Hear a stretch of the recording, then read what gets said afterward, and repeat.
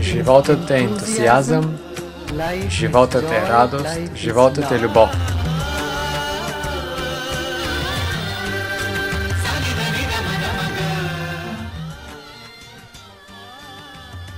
Guruji, знаеш ли какво правим всички през цялото време? Например, идвам веднъж годишно да те срещна. Поглеждайки ме в очите, можеш ли да кажеш какво съм правил? Дали в мен има прогрес или не?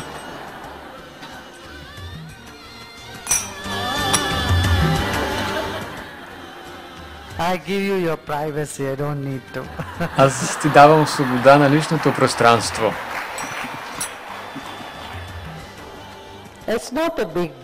Това не е голяма работа. Всички ние сме свързани в едно пространство. Всеки е свързан в едно пространство. Това не е голяма работа. Любов или интелект. Под любов имам предвид не само към хората, но не само да я чувстваш, но да я изразяваш.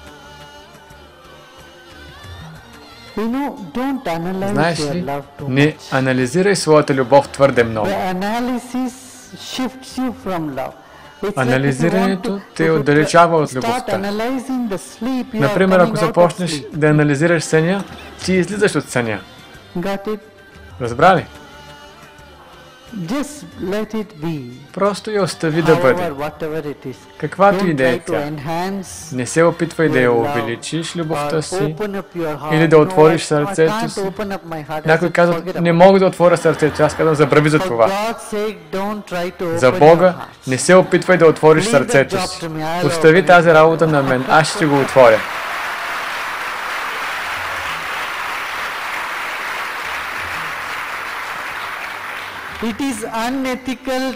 Не е етично да си правиш само операция. Може да си много добър хирург, но въпреки това не можеш да си направиш операция на сърцето. Необходим ти е някой друг да го направи. Природата ще се погрижи. Природата ще отвори сърцето ти. Просто се отпусни. Освободи се от стреса. Това е единственото, което трябва да направиш. И не си притеснявай, о, сърцето ми не се отваря, сърцето ми не се отваря. Хайде, свърши малко работа. Имам нужда от толкова много от вас, да свършим толкова много работа. Включи се в Сева. Свърши малко работа. Забрави за това, за как се чувстваш. Чувствата не са толкова голяма работа или важни. Те се променят през цялото време. В една минута се чувстваш добре, в другата минута се чувстваш зле, след това пак добре. Кой го е грижа как се чувстваш? Светът не го е грижа за твоите чувства. По-добре и ти спри да се грижи за своите чувства. Толкова си загрижен как се чувстваш. Ние трябва да сме загрижени по какъв най-добър начин да допринесем за света. Кое е най-доброто, което може да направим за този кратък живот, който ни е даден на тази планета. Скъпи Гуруджи, откакто те срещнах за първи път, чувствам се погрижен. Животът ми, връзките ми, бизнесът ми, всичко се подобри. Как се случва това? Това е мое постижение или ти се грижиш за това? Моля те, кажи ми, как един учител практически се грижи за своите поклонници и ученици? Слушай, това са търговски тайни. Не ме питай за тях.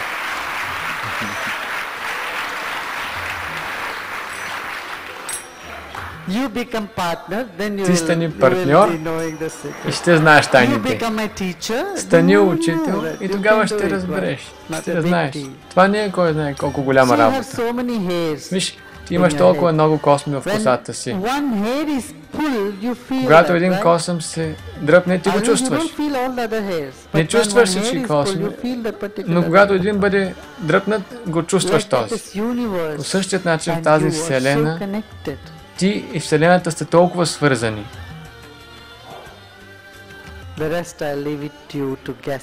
Останалото ще ти го оставя да гадаеш.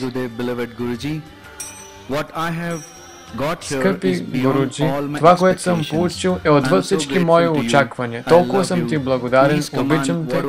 Моля те, кажи ми какво мога да направя още.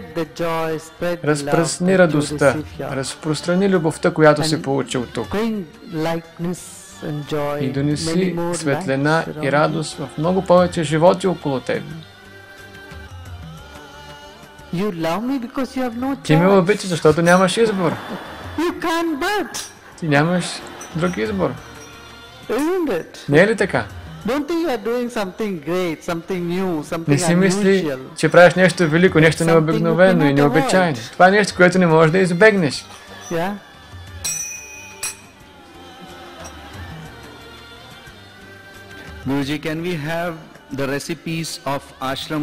Гуруджи, можем ли да получим рецептите за храната от ашрама, за да можем да си готвим същите неща вкъщи?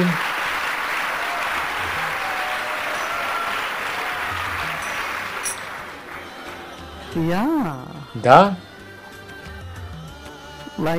Защо не? Защо не бъдете креативни, творчески, вие да експериментирате? Това, което съм казал на нашите готвачи тук. Направете нещо ново. Вземете нещо от тук, сложете от тук. И чакайте да видите какъв вкус ще има.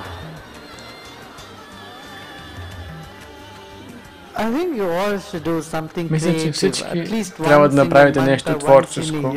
Поне веднъж месеца, веднъж годишно, веднъж на 6 месеца. Нещо креативно, нещо творческо. Всеки трябва да направи. Не е ли така?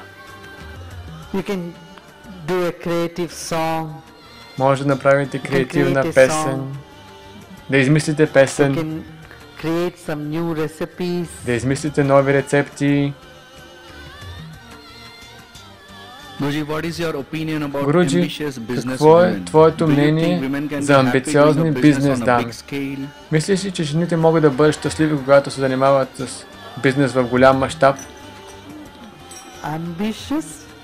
Амбициозни бизнес дами?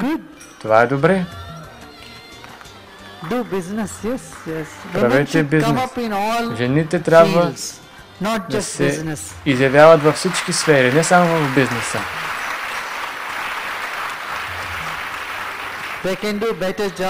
Те могат да свършат по-хубава работа.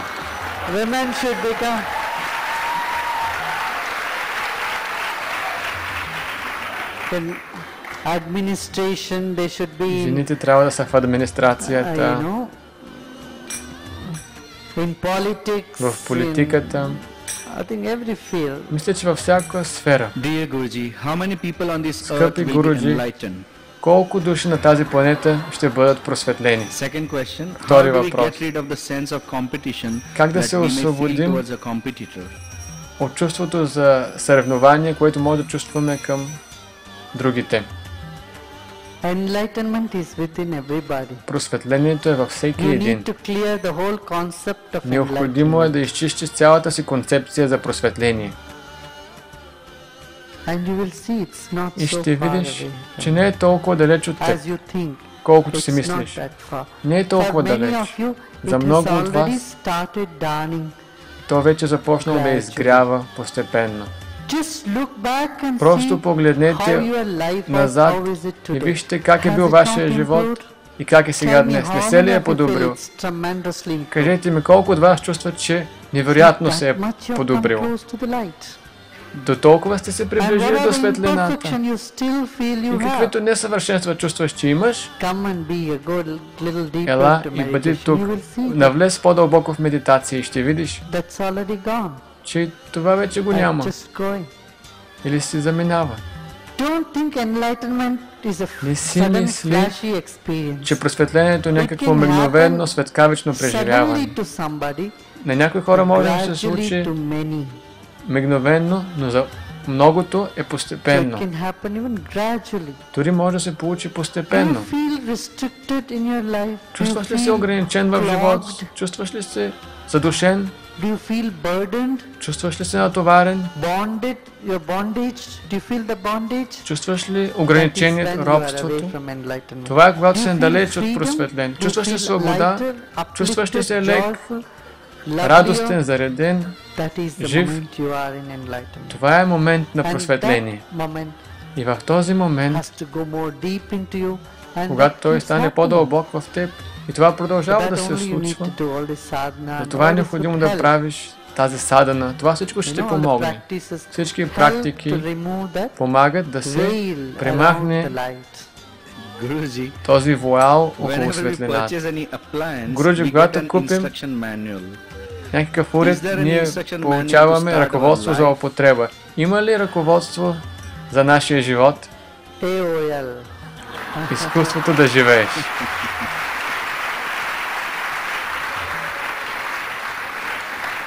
Okay. Guruji, is there destiny? Is Guruji, everything има ли already съдба written? или Is всичко it вече е all написано? already set? Всичко вече е казано? Yes. Да. Many things are set and Много some неща са things are казани. given choice and that is also set. И за някои неща също имаш избор, но и те са That you предречени. have a choice is set. Това, че ти имаш избор, също е предречено. Got it? Разбра ли го?